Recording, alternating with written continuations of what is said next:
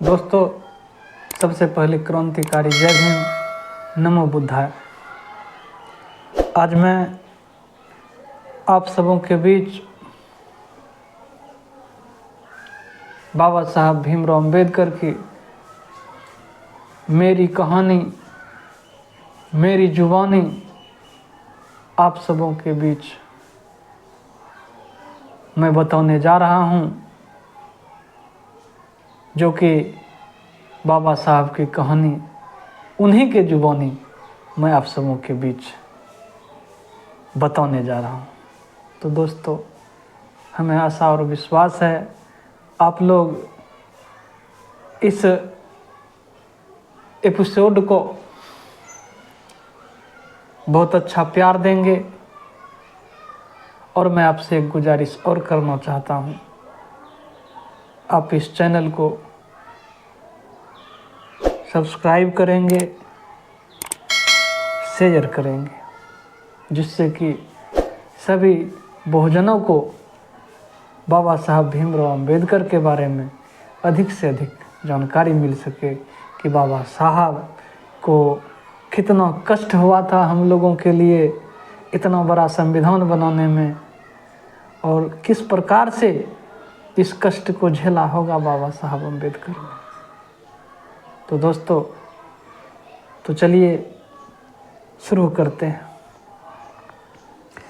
बाबा साहब कहते हैं अपने मुख से, मुझे अच्छी तरह याद है वह पहला प्रसंग, मैं यहाँ बता रहा हूँ। हम जब सतारा में रहते थे तभी मेरी माता जी का निधन हो गया था। हजारों लोग काल के गाल में समा गए थे।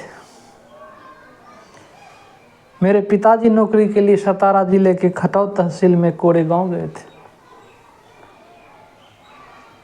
तब वे मुझे, मेरा बड़ा भाई तथा निधन हुई मेरी बड़ी बहन के 2 बेटों को मेरी बुआ तथा पड़ोसियों के भरोसे छोड़ करके चले गए थे। मेरी बुआ बहुत अच्छी थी, किंतु उसकी हमें कुछ भी मदद मिल नहीं पाती थी। अब आप लोग सोचेंगे कि जब बुआ बहुत अच्छी थी तो फिर बाबा साहब को उसकी मदद क्यों नहीं मिलती थी। तो मैं बता दूं दोस्तों कि बाबा साहब की जो बुआ थी वह पैर से अपंग थी। वह बिना आधार के चल नहीं पाती थी। कई बार उसे उठा कर लेकर के जाना पड़ता था। मुझे बहनें भी थी, उनका विवाह हो चुका था तथा वे हमसे बहुत दूर अपने परिवार के साथ रहते थे।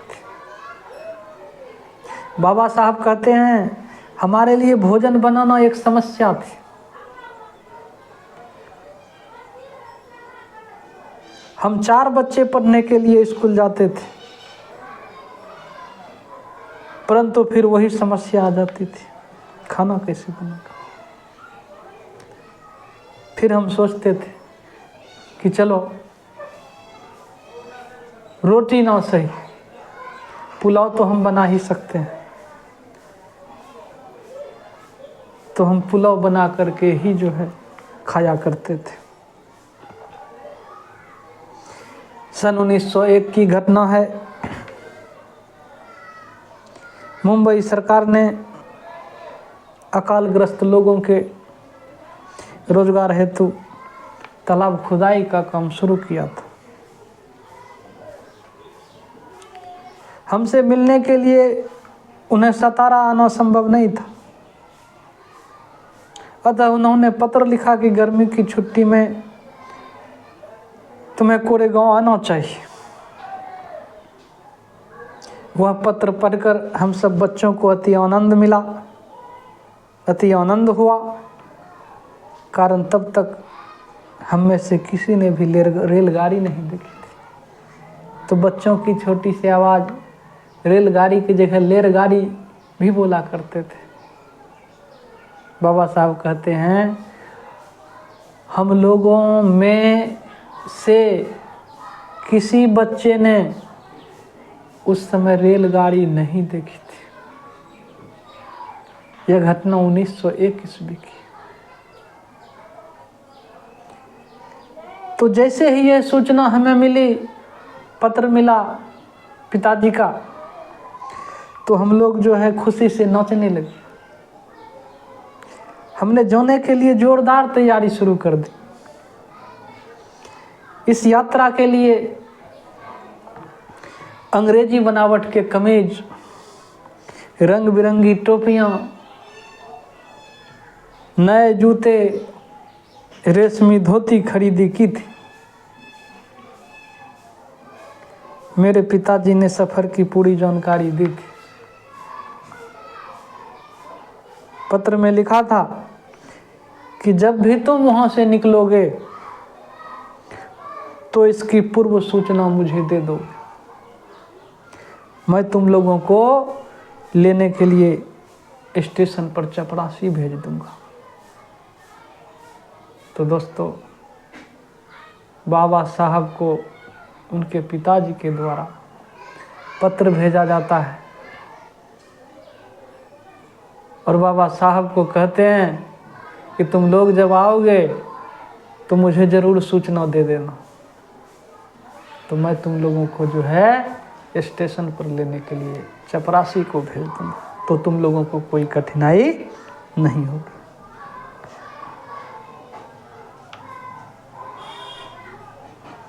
बुआ को पड़ोसियों के भरोसे रखकर मेरा भाई तथा बहन के बच्चे सतारा जाने के लिए घर से निकले। अब जब सभी बच्चे सतारा जाने के लिए तैयार हो गए तो फिर भीमराव ने सोचा कि मेरी बुआ का देख रेख कौन करेगा, कैसे रहेगी मेरी बुआ। तो मैं बगल के पड़ोसी से रिक्वेस्ट करके मैंने उनको उन्हीं के भरोसे छोड़ दिया।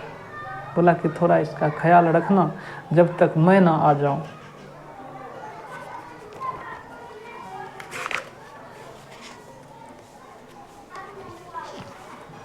रेलवे स्टेशन हमारे घर से 10 मील दूर था। सोचिए दोस्तों, उस समय हमारी बुआ बहुत ही भावुक हो गई। जब हम लोग सतारा के लिए निकलने लगे तो बुआ रोने लगी।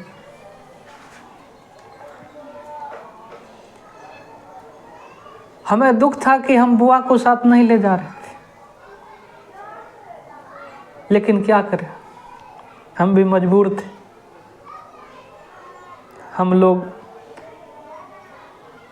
तांगे से रेलवे स्टेशन पहुँचे। स्टेशन पर बड़े भाई ने सबकी टिकट ली।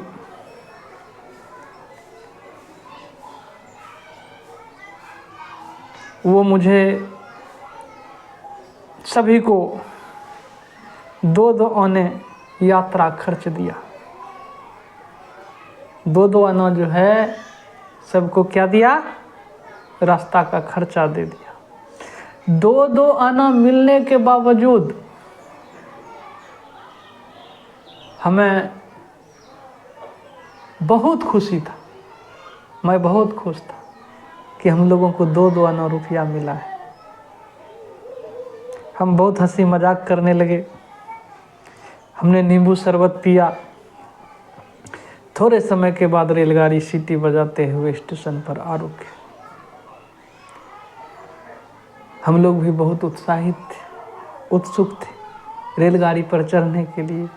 हम लोग फटाफट अपना जो है सामान लिए और रेलगाड़ी कहीं छूट ना जाए, इस डर से हम तुरंत रेलगाड़ी में चढ़ गए। हमको कोरेगांव के पास वाले मसूर रेलवे स्टेशन पर उतरने को कहा गया था। पिताजी ने सारी बात पत्र में लिख दिया था कि तुमको जो है मसूर रेलवे स्टेशन पर उतर जाना है। रेलगाड़ी शाम 5 बजे मसूर स्टेशन पर पहुंची। हम अपना सामान लेकर नीचे उतरे। कुछ मिनटों में सारे लोग ट्रेन से उतरकर अपने अपने गंतव्य की ओर चल पड़े। प्लेटफॉर्म पर सिर्फ हम लोग 4 बच्चे ही बच गए।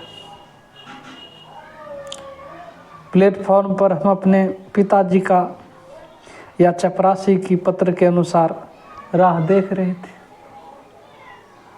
जैसे हम लोगों को बताया गया था,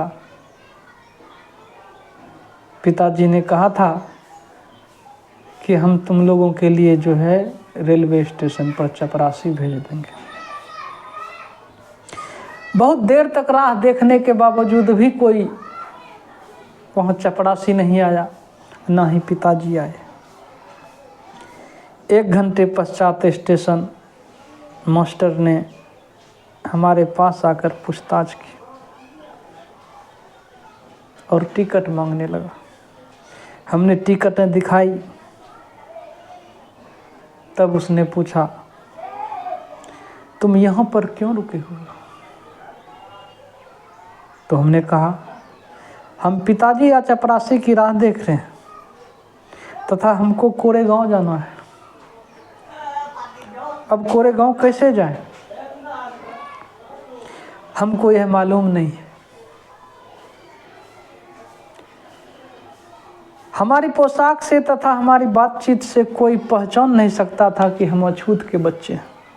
हम अछूत बच्चे हैं, यानी जिसको अनटचेबल भी बोलते हैं। स्टेशन मास्टर को विश्वास हो गया। स्टेशन मास्टर को विश्वास हो गया था कि हम ब्राह्मण पुत्र हैं, हम ब्राह्मणी बच्चे हैं, क्योंकि हम लोग अंग्रेजी डिजाइन के कपड़े पहन रखे थे। हमारी दयनीय अवस्था को देखकर उसे दुख हुआ। सोचिए दोस्तों, कपड़ा यदि अच्छा पहन रखा है तो जो वहाँ के स्टेशन मास्टर थे उन्हें भी समझ में आया कि यह कोई ब्राह्मण का ही बच्चा है, जिसके कारण उनके मन में श्रद्धा की भावना थी। लेकिन उन्हें यह पता नहीं था कि हम अछूत बच्चे हैं। अंत में उन्होंने हमसे पूछ ही दिया कि तुम कौन हो। आप लोग भली भांति जानते हैं दोस्तों कि हिंदू मानसिकता के लोग जो होते हैं वो सबसे पहले जो है जाति ही पूछेंगे, आप कौन हैं।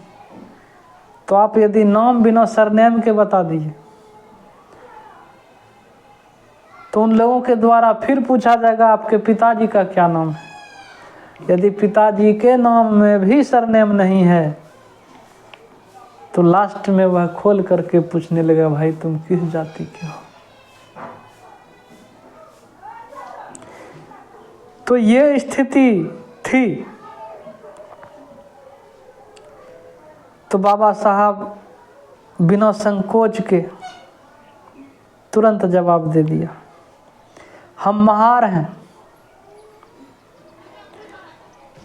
हमारे जवाब से स्टेशन मास्टर को इतना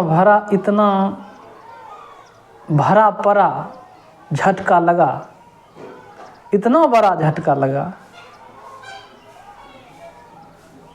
कि 11,000 वोल्ट के तार को छू लिया। अचानक उसके चेहरे के भाव बदल गए। दोस्तों,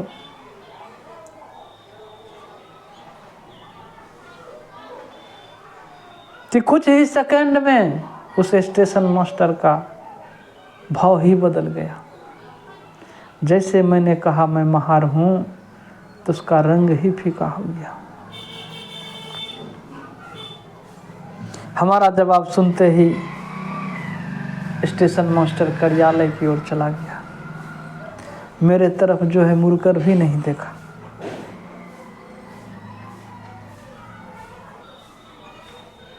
हम जहाँ खड़े थे वहीं रहे। 15-20 मिनट और बीत गया।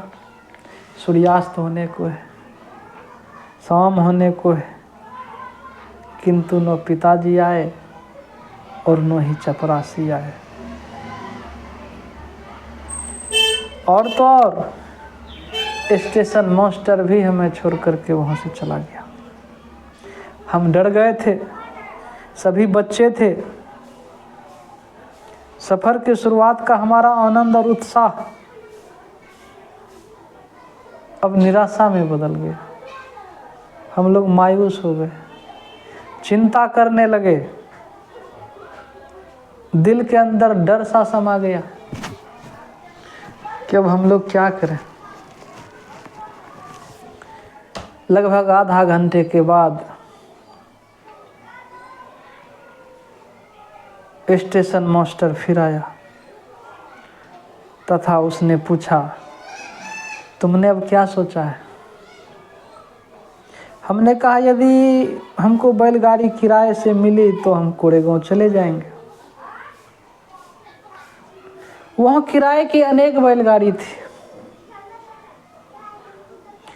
परंतु हमने स्टेशन मास्टर को महार बताया था। सोचिए दोस्तों,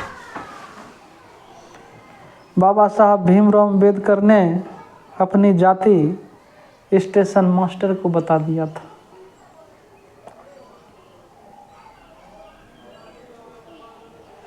अब यह संदेश गाड़ी वालों तक पहुंच गया था।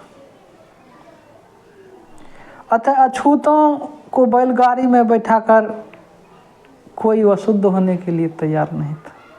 सोचिए दोस्तों,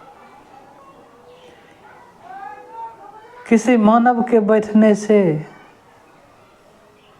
आदमी छुआ सकता है, बैलगाड़ी कैसे छुआ सकता है? मानव में मानव कैसे छुआ सकता है? तो ये स्थिति थी उस समय की कि बैलगाड़ी पर भी बैठने का अधिकार नहीं था, बैठने नहीं दिया जाता था।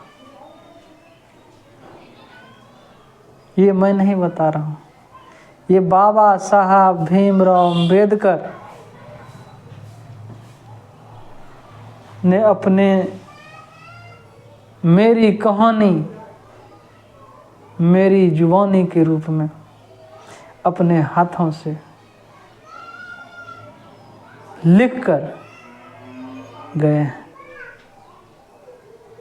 लिखित होते मराठी में, इंग्लिश में, लेकिन इनका हिंदी अनुवाद एवं संपादन हमारे प्रभाकर गजभिये साहब ने किया, जो कि मैं आप सबों के बीच इसके बारे में जानकारी देने का प्रयास कर रहा हूँ। तो दोस्तों, अभी तक यदि मेरे चैनल को सब्सक्राइब नहीं किए हैं तो सब्सक्राइब ज़रूर कर लीजिएगा और सभी बहुजनों तक यह वीडियो जाना चाहिए, यह जानकारी जाना चाहिए। दोस्तों, मैं बार बार कहता हूँ कि बहुजनों को जगाना है। हमारा बहुजन अभी भी सोया हुआ है,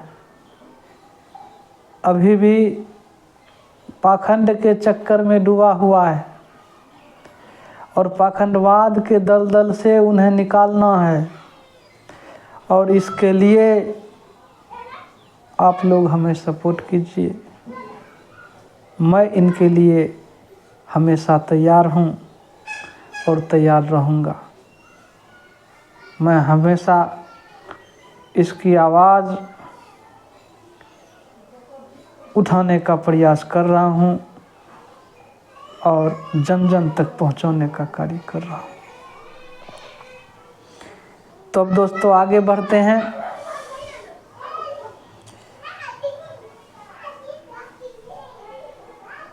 हमारे लिए स्टेशन मास्टर क्या करे, उसे यह समझ में नहीं आ रहा था वह शांत खड़ा था।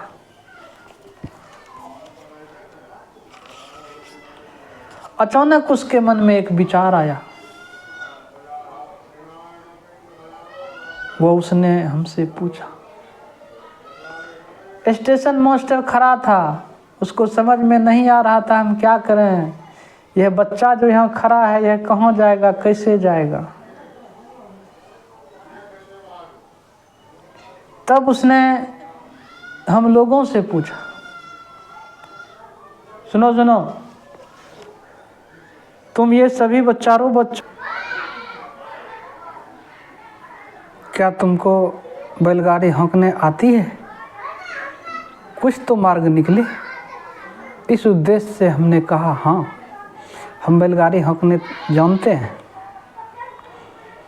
और हम गाड़ी हाँकने के लिए भी तैयार हैं।